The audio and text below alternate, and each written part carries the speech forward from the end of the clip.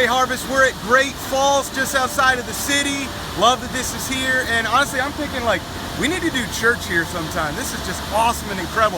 I'm here because I want you to see this is the imagery that I think of when we are saying we want to pursue and encounter the glory of God.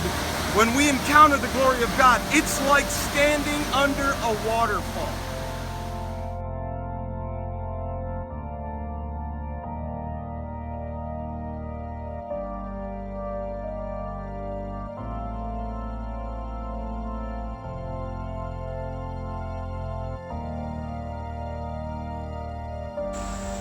So when you come to a place like this, you really want to get as close to the water as possible. And you can get close to the water when it's like this, but you can't see the waterfalls that close. In fact, you'll notice there are places along the path that have this overlook point, and they don't let you stand right under the water. There's a reason for that. If you were trying to stand under the waterfall itself, it's too powerful. It would knock you down. It'd be dangerous for you.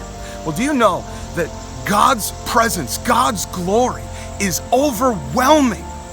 In fact, Moses said, God, show me your glory. And God says to him, well, I'll show you my back, but you can't see my face. No man shall see my face and live. In Isaiah chapter 6, he said, I saw the Lord. But as soon as he saw the presence of the Lord, he says, woe is me, for I am lost. I'm a man of unclean lips. I live among a people of unclean lips, and my eyes have seen the King, the Lord of hosts. I'm ruined. Then in Matthew chapter 17, when James and John and Peter were up on the mountain and they saw Jesus transfigured in front of them, it says they fell down on their faces and they were terrified. When you're in the presence of a holy, powerful God, His glory is overwhelming.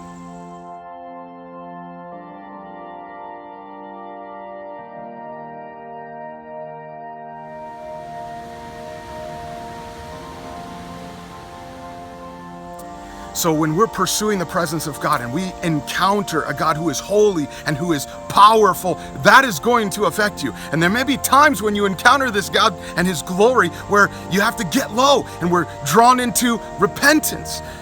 But can I also tell you that God's presence is satisfying? Imagine drinking water from a waterfall. Now, I'm not sure that you want to drink this water, but God's presence is refreshing. It is satisfying. David prays in Psalm 16, he says, in your presence there is fullness of joy, and at your right hand are pleasures forevermore. Listen to what he says in Psalm 63. He says, oh God, you are my God. Earnestly I seek you. My soul thirsts for you. My flesh faints for you, as in a dry and weary land where there is no water.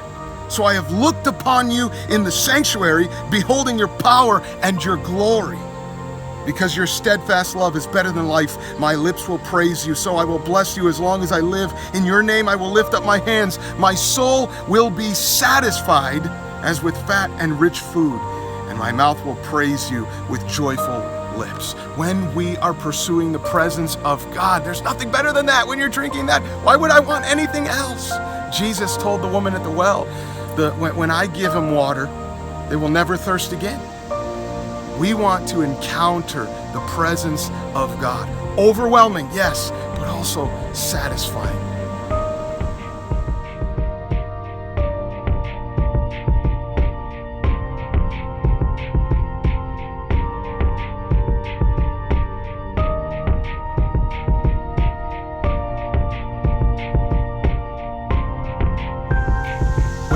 Are standing under the waterfall of God's glory, it will change you. And then you're going to have a story.